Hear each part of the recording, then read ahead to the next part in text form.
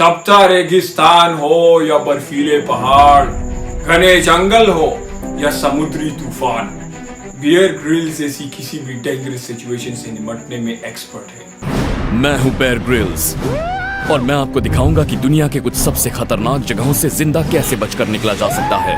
Beer कहते हैं जिम्मेदारी अपने हाथ में लो। मैन वर्सेस वाइल्ड में काम करने से पहले Bear Grylls British special air service में थे, जहां एक ट्रेनिंग एक्सरसाइज के दौरान बियर का पैराशूट 1600 फीट की ऊंचाई पर पट गया और वो सीधे जमीन पर आ गिरे। किस्मत से वो पैराशूट पैक के बल गिरे थे, जिससे उसकी जान बच गई, नहीं तो 1600 फीट की ऊंचाई से गिरने के बाद जिंदा रहना ये नामुमकिन है। इससे उसकी जान तो बच गई, मगर उसकी रीढ़ की हड्डी 3 जगह से टूट गई, कंधा टूट गया और कई गंभीर चोटें आई। उन्हें आर्मी छोड़ना पड़ा। डॉक्टर्स ने साफ कह दिया था कि अब वो कभी चल नहीं पाएंगे। कुछ भी करने के लिए उन्हें दूसरे लोगों की जरूरत पड़ती थी। हफ्तों और महीनों तक वो बिस्तर पर पड़े रहे। लग रहा था कि अब सब कुछ खत्म हो जाएगा, सब कुछ खत्म होने वाला है।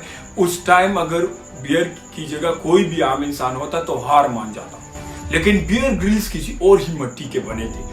उनकी बॉडी काम नहीं कर रही थी, पर उसका दिमाग अभी भी काम कर रहा था। बियर कहते हैं कि उस टाइम मेरे दिमाग में सिर्फ एक ही बात चल रही थी, किसी के मदद का इंतजार मत करो, एक रास्ता चुनो और उसके लिए एक्शन लो।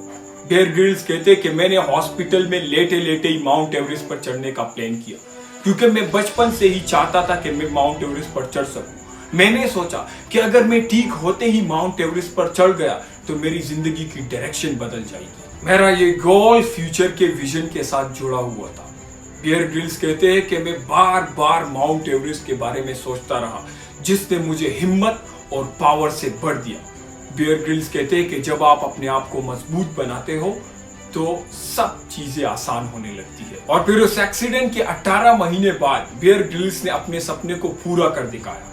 बियर ने 16 मई 1998 को माउंट एवरेस्ट की शिखर पर चढ़कर 23 साल की उम्र में ब्रिटेन के जो यंगेस्ट माउंटेनियर का रिकॉर्ड कायम किया। उन्होंने बिना कपड़ों के बाथरूम टब में टेम्स नदी को पार किया, ताकि वो अपने दोस्त के लिए पैसे जुटा सके, जिसने माउंटेनियरिंग के दौरान अपना पैर खो दिया था।